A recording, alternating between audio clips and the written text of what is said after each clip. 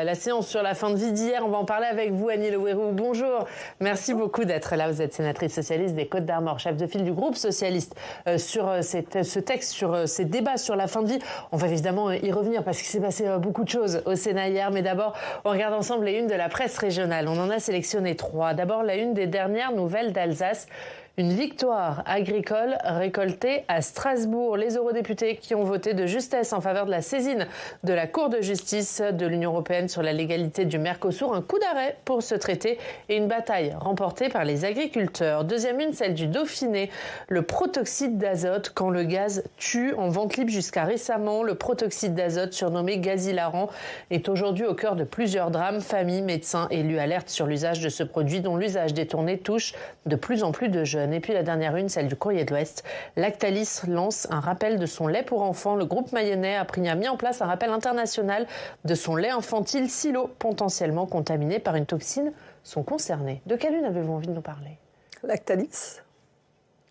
Vous avez compris? Ils ont trop tardé à réagir. Ça vous inquiète, ce qui se passe? C'est toujours inquiétant quand on voit les conséquences, notamment sur la santé des enfants, voire plus, puisque un enfant serait décédé, donc c'est toujours dramatique. Mais Lactalis produit du lait, c'est une industrie, je pense qu'ils sont très contrôlés finalement. Et je dirais, j'ai dans mon passé travaillé dans un laboratoire public et je pense qu'il est très très important que les contrôles aient lieu de manière réitérée, de manière constante et par des établissements indépendants. C'est très très important. Et je ne sais pas, je ne connais pas suffisamment bien le dossier, mais je crois que la justice est saisie sur la question des délais de réaction. Mais je sais que nos industries agroalimentaires sont très attentives. Et d'ailleurs, Lactalis a d'elle-même fait rappeler tous les produits. L'a-t-elle fait dans des temps suffisants? En tous les cas, les contrôles sont absolument nécessaires, en interne, en autocontrôle, mais aussi par des laboratoires indépendants. L'autre actualité, c'est ce vote qui a eu lieu hier au Parlement européen sur le Mercosur. C'est un vote qui inquiète les agriculteurs dans toutes les régions, dont la vôtre. On va se rendre tout de suite la Bretagne. On va à Guingamp. Bonjour Donovan Goujon, merci d'être avec nous, Donovan, chef de rédaction Bonjour. De l'agence de Guingamp à Ouest France. Donovan, on va parler avec vous de ce vote hier au Parlement européen sur le Mercosur, un accord qui suscite beaucoup d'opposition chez les agriculteurs et bien sûr chez les agriculteurs bretons. Et tout à fait. Bonjour Madame la sénatrice. Vous savez très bien que Guingamp, effectivement, et les Côtes-d'Armor au sens large, sont une terre agricole et la question de l'accord du Mercosur a été très très importante et très prégnante dans le territoire. On l'a vu, il y a eu des premières mobilisations très fortes avant les fêtes de Noël. Ils étaient venus il y a 2 ans manifester. Il y avait déjà cette idée du Mercosur dans les débats à l'époque, mais là d'autant plus. Et après les fêtes, ils ont remis ça. Ils ont mené des contrôles dans les grandes surfaces. Et puis il y a eu le point d'orgue, une grosse action départementale qui a été menée dimanche soir et dans la nuit de dimanche à lundi devant la base logistique d'une enseigne de supermarché où ils ont été plus de 100 tracteurs mobilisés. Ils ont été avec 85 remorques qu'ils ont intégralement déversées pendant 4 heures sans discontinuer devant la base logistique de cette enseigne. Et puis moi j'ai passé la nuit sur place avec eux et j'ai pu échanger avec nombre d'entre eux qui voilà, au-delà de l'accord du Mercosur, il y a cette question qui est centrale en fait du manger français et du bien manger français. Voilà, il me disait notamment lors des contrôles qui constataient du porc étranger, des produits laitiers étrangers, des haricots même venant du Kenya et même au rayon surgelé. Un me disait on n'a pas vu une frite française. Donc il y a cette vraie question qui est importante et l'enseigne depuis a répondu. Elle a dit que depuis 1 an, elle a monté la part des produits français de 73 à 75%. Moi, ma question pour Madame la sénatrice, c'est est-ce assez? Et est-ce que vous comprenez la mobilisation de ces agriculteurs et ce type d'action qu'ils peuvent mener parfois parce qu'ils en ont, comme ils disent, vraiment ras-le-bol? Annie Le Houerou. Oui, je comprends tout à fait ces agriculteurs et ces agricultrices qui se sont mobilisés parce que ils doivent pouvoir vivre de leur travail et le premier objectif que nous devons collectivement et le défi que nous devons relever, c'est de faire en sorte qu'ils puissent vivre de leur travail. Il y a de la concurrence, effectivement, et on voit la concurrence internationale et on voit des produits venant de pays et le Mercosur va accentuer ceci, notamment avec des droits de douane qui ne seront plus ce qu'ils sont aujourd'hui. Pour autant, nous pouvons agir, et en tant qu'élus, nous pouvons aussi agir parce que les collectivités, pour ce qui concerne la restauration collective, la restauration dans nos écoles, les petites écoles, donc les maires sont concernés, le conseil départemental pour les collèges, le conseil régional pour la région, et je crois qu'en Bretagne en particulier, nous pouvons dire que nous sommes exemplaires pour faire en sorte que nos enfants, dans leurs assiettes, mais aussi dans la restauration collective, dans nos hôpitaux, on ait des produits français, mais bio ou juste produits localement. Annie Le Huérou, juste pour revenir au Mercosur, est-ce que vous êtes soulagée du vote d'hier? Et est-ce que ce Mercosur, il est si néfaste que ça pour la Bretagne? On sait que c'est une filière qui est gagnante, c'est la filière laitière.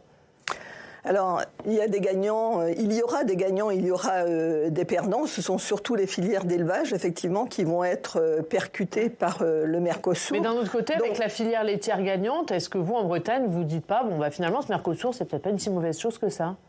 On verra globalement. Enfin, le Mercosur, je vois que les agriculteurs se sont vraiment fortement mobilisés et que ça a payé. Ils ont été aussi soutenus par l'État français, mais aussi par les élus qui les représentent. Nombreux sont les parlementaires qui se sont rendus à Bruxelles et je crois que c'est cette mobilisation générale qui a fait, collective, avec les agriculteurs, qui a fait que la Cour de justice a été saisie, qu'elle a retenu la sollicitation et désormais on a gagné en tous les cas du temps.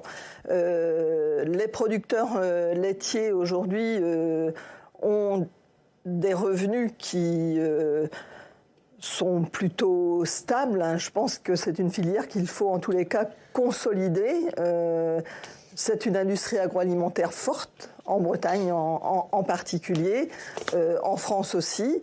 Il faut que nous la préservions et que nous préservions surtout le pouvoir d'achat des agriculteurs, parce que sans agriculteurs qui vont produire du lait, en Bretagne, c'est aussi un élevage qui produit du lait, eh bien, je crois que nous devons en tous les cas être tous mobilisés pour ce revenu qui permettent à nos agriculteurs et à nos agricultrices de vivre décemment. On va retourner à Guingamp. Donovan, vous avez une question sur un autre sujet, on parle des municipales. Oui, tout à fait. Les municipales arrivent dans moins de 2 mois maintenant. On sait, Madame Le Huérou, que vous avez été maire de Guingamp de 2008 à 2014 et depuis, vous êtes conseillère municipale dans la liste du maire qui vous a succédé, en l'occurrence Philippe Le Goff. Et je crois savoir qu'en 2026, vous jouerez à nouveau un rôle dans cette liste du maire sortant. Alors, ma question, c'est pourquoi vous tenez en fait à garder cet ancrage dans un mandat local? Ça vous permet de garder l'essence du terrain et peut-être de vous aider aussi dans votre mandat de sénatrice? Bien sûr, quand on est sénatrice, mais bon, je pense qu'il n'est pas... je suis contre le cumul des mandats et je pense qu'un exécutif local n'est pas nécessaire pour garder les pieds sur le terrain. Et je pense pouvoir dire que je suis une femme qui reste attachée à son territoire et on ne peut bien remplir son mandat de sénateur-sénatrice, d'élu national que si on a une bonne connaissance en fait de la réalité de ce que vivent les gens de notre territoire déjà, mais aussi les élus locaux puisque nous sommes ici les représentants des collectivités territoriales. Et la force, je pense, de Philippe Le Goff, c'est aussi d'avoir pu faire un travail dans la continuité parce que depuis 1995 maintenant, la gauche est présente à Guingamp et il y a vraiment eu un travail structurant sur la qualité de vie des habitants à Guingamp, sur les questions de logement. On a fait un renouvellement urbain quasi total, je dirais, aujourd'hui. Et donc, cette présence dans la continuité a payé sur la qualité de vie des Guingampais et des Guingampaises. Merci beaucoup, merci Donovan, merci d'avoir été avec nous. La une de Ouest France, tout autre sujet à Davos, Donald Trump qui temporise sur le Groenland. Merci beaucoup Donovan. On passe évidemment à l'actualité du Sénat. Annie Le Houerou, le Sénat qui poursuit l'examen du texte sur la fin de vie et qui l'a détricoté hier. On va longuement y revenir avec vous, Rémi. Hier soir, les sénateurs qui ont donc rejeté l'article 4, c'était le point névralgique du texte sur l'aide à mourir. En effet, Oriane, l'article 4 qui fixe les conditions du droit de l'aide à mourir a été rejeté hier au Sénat. Sur 318 votants, 144 ont voté contre, 123 ont voté pour, avec 51 abstentions. Philippe Mouillet, sénateur LR des Deux-Sèvres et président de la Commission des affaires sociales, s'est exprimé à l'issue du vote. Mais clairement aujourd'hui, le texte avec l'article 4 aujourd'hui supprimé, n'a plus de sens. La clé de voûte de ce texte est tombée. Et donc, nous devons, en tous les cas, de façon juridique, continuer la procédure. Madame la sénatrice, comment avez-vous réagi après le rejet de cet article hier ? J'ai été surprise qu'il soit rejeté, effectivement, parce que la Commission des affaires sociales a changé la nature du texte tel qu'il nous avait été présenté par l'Assemblée nationale et tel que nous l'avons reçu. La Commission des affaires sociales a changé l'aide à mourir et l'a transformée en, je dis, un complément à la loi Claes-Leonetti et avait prévu une assistance médicale à mourir.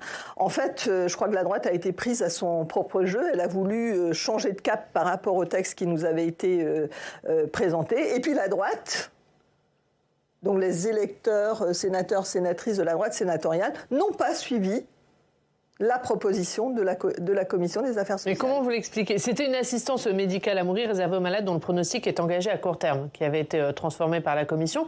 Du coup, comment vous expliquez ce vote ? Est-ce que c'est la convergence de ceux qui, de toute façon, étaient opposés au texte avec ceux à qui la version de la Commission ne convenait pas ? Alors nous avons gardé notre ligne. Le groupe socialiste avait choisi, et après mûre réflexion, et dans notre majorité, puisqu'il y avait quelques personnes qui faisaient valoir leur clause de conscience sur ce texte, mais notre objectif, c'était à minima d'atterrir, entre guillemets, sur le texte de l'Assemblée nationale, donc une avancée vraiment sur une aide à mourir. La Commission des affaires sociales avait choisi de sortir de cette logique pour revenir en fait à la loi Claes-Leonetti. Aujourd'hui, je constate qu'au terme de la discussion, nous sommes en deçà de la loi Claes-Leonetti, je dirais en deçà de la loi Kouchner sur le droit à l'information, par exemple, du patient, qui est un droit qui a été acquis en 2002.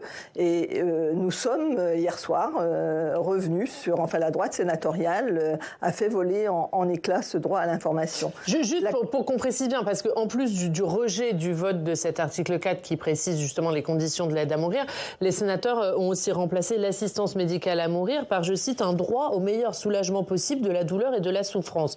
Vous nous dites ce matin qu'il n'y a pas d'avancée sur la loi Claes-Leonetti, mais qu'il y a même un recul par rapport à cette loi Claes-Leonetti ? Je le dis, effectivement, lorsque nous savons qu'il y a une demande des Français, mais une réalité que certains d'entre nous vivent, qui, en fin de vie, en toute fin de vie, ont vraiment des douleurs absolument qu'on ne peut pas atténuer par un traitement médical. Ce qui nous a été proposé hier soir, c'est de remplacer la substance létale qu'un médecin peut administrer en fin de vie lorsque les douleurs sont absolument insupportables, que la mort est imminente. Eh bien, on donnerait un antalgique. Eh bien non, ça n'est pas qu'une question de soulager la douleur. La douleur est quelque chose de très personnel, de ressenti. Et le droit du patient peut être de demander, lorsque cette douleur est absolument insupportable et qu'il n'y a aucune issue possible et que la mort est imminente, eh bien, nous pensons qu'il faut faire en sorte que les médecins, à la demande du patient, qui a pris cette décision de manière libre et éclairée, puissent se faire aider dans cet acte mais juste de hier, quand vous avez entendu Anne Chain-Larché, la sénatrice LR qui a défendu ce droit au meilleur soulagement possible, dire la dignité, c'est pas de donner la mort, c'est clairement que la société ne laisse personne souffrir sans réponse. Qu'est-ce que vous répondez à ça ? Souffrir sans réponse, la dignité, c'est aussi, je pense que je respecte son point de vue. Personne n'oblige quiconque à se faire aider pour passer, je dirais, de la vie au décès, parce que les souffrances sont insupportables. Mais il faut aussi respecter le fait que certaines personnes, dans une situation de douleur absolument et d'une maladie incurable et irréversible et de douleur insupportable, puissent se faire accompagner dans la dignité pour justement se faire entourer par son équipe médicale, ses proches et être aidé à mourir. Et Rémi, on précise que les différents partis n'ont pas donné de consigne de vote. Effectivement, chaque parti a laissé la liberté de vote à ses sénateurs. On a vu des débats animés, des sénateurs de gauche voter contre, des sénateurs de droite voter pour. Mais à la fin, c'est bien le rejet du texte qui est survenu. On écoute le sénateur Les Républicains de l'Oise, Olivier Paccaud, justifier son vote. Aujourd'hui, par ce texte, et c'est pour ça que les débats sont aussi difficiles, c'est la mort qui l'emporte. Et c'est dramatique que notre société qui, depuis plusieurs millénaires, depuis le Paléolithique, se bâtit sur la volonté de vie, aujourd'hui arrive à glorifier la mort. Quel drame! Madame la sénatrice, quel est l'intérêt de poursuivre les débats derrière sur les prochains articles ?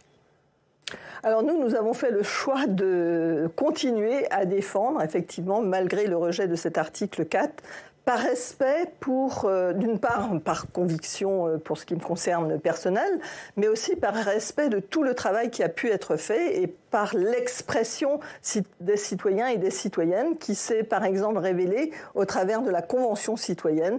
Il y a un nombre important de Français et de Françaises dans la diversité de leurs points de vue qui ont travaillé longuement, qui ont réfléchi, qui ont écouté des experts, qui ont écouté des patients, qui ont écouté des équipes médicales et qui sont parvenus à cet équilibre qui a été repris par l'Assemblée nationale et qui était le texte d'équilibre, je le dis ainsi, qui a été, est-ce que là, du coup, il y a un risque... été trouvé à l'Assemblée nationale. Est-ce que là, il y a un risque que le Sénat soit complètement effacé, que l'Assemblée nationale ait le dernier mot et que ce soit le texte de l'Assemblée? C'est ça le risque que vous pointez? La droite sénatoriale s'est effacée elle-même du débat, en fait, puisque ce texte n'a plus aucun sens au sortir de l'Assemblée et du Sénat, même si nous avons continué à porter le souhait qui nous a été exprimé par des citoyens et citoyennes, mais aussi par le Comité consultatif national d'éthique qui a émis un avis, l'avis 139, indiquant qu'il était possible, effectivement, de trouver une voie vers cette aide à mourir, parce qu'il y avait des situations où le retour en arrière n'était pas possible. Et la mort, je crois qu'il faut la regarder en face. C'est la dignité, mais c'est aussi la vie, en fait. C'est l'aboutissement de la vie. C'est impossible de trouver des compromis sur des sujets si sensibles et si chers à chacun ? De manière générale, peut-être plus générale que le cas d'hier? Non, ça n'est pas impossible de trouver, puisque l'Assemblée a trouvé cet équilibre.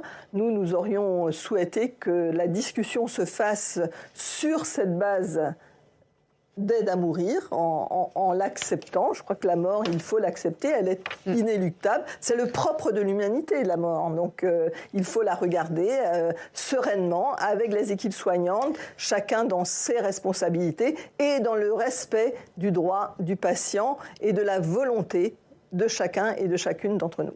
Il est également question des soins palliatifs hier, Rémi. Oui, hier, on a commencé à parler de la question des soins palliatifs et la volonté d'agrandir sa couverture en France semble, à première vue, faire consensus. Pour certains sénateurs, on aurait même dû traiter ce sujet avant la question de fin de vie. Bernard Fialer, sénateur du Rhône, est justement revenu sur ce point hier. On aurait dû aborder le problème des soins palliatifs, le texte sur les soins palliatifs, avant cette aide à mourir. On aurait dû le faire pour vraiment supprimer cette ambiguïté. L'aide à mourir n'est pas quelque chose de palliatif au manque de soins palliatifs. Il a semblé que de nombreux sénateurs étaient d'accord à ce sujet. Comment on peut expliquer cet ordre de traitement au Sénat hier ? Le président de la commission l'a expliqué. En fait, c'était... Enfin, moi, je n'ai pas vraiment bien compris les arguments. C'est vrai que la logique aurait peut-être voulu qu'on voit d'abord les soins palliatifs parce que c'est une amélioration de l'existant et puis que l'on passe sereinement ensuite sur le débat sur l'aide à mourir. Le président de la commission a indiqué que nous aurions été plus nombreux. Enfin, pour moi, il n'y a pas de hiérarchie sur les textes. Il fallait choisir.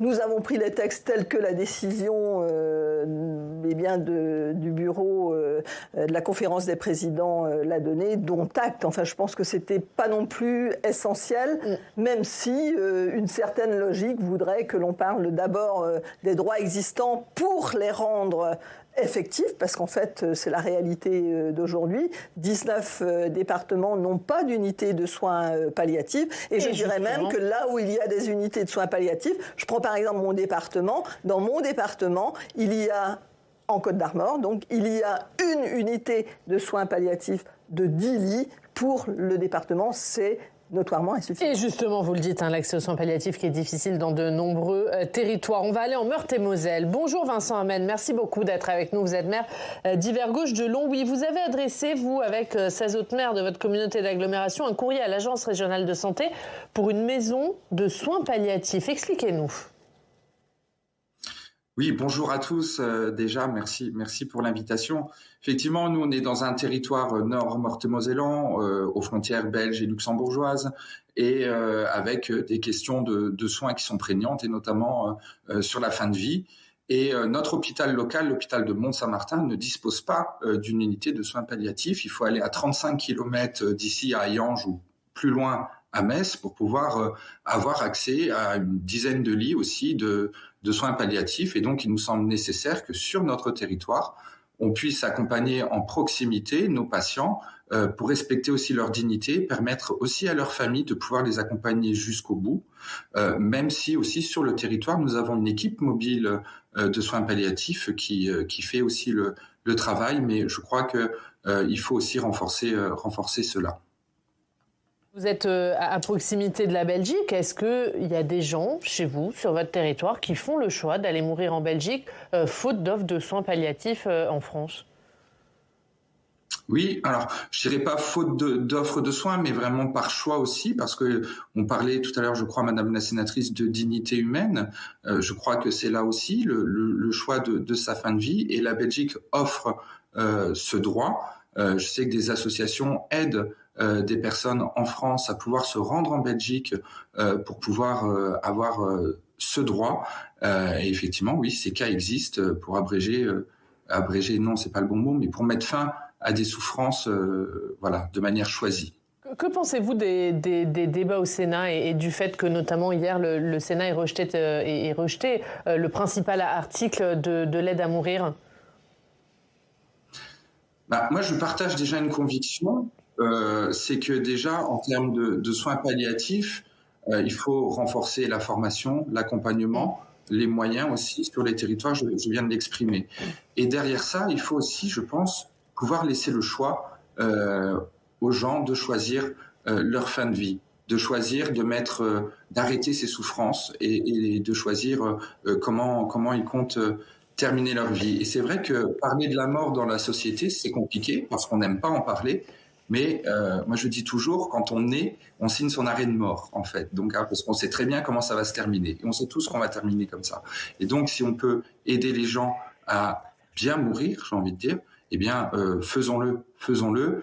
Et je crois que c'est important de pouvoir avoir, bien sûr, le renforcement de ces soins palliatifs, mais aussi laisser le choix à tout le monde de pouvoir choisir sa fin de vie, tout en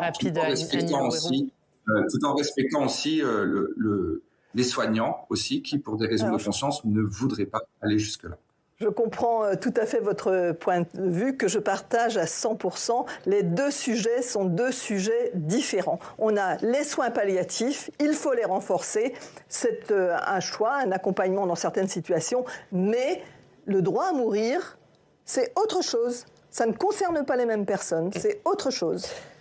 Merci beaucoup. Merci Vincent Amène d'avoir été avec nous, maire de Longwy. Merci d'avoir été notre invité. Merci beaucoup Annie Louérou. On suivra évidemment ce qui va se passer dans l'hémicycle du Sénat. Le vote définitif de ce texte, il est prévu mercredi prochain.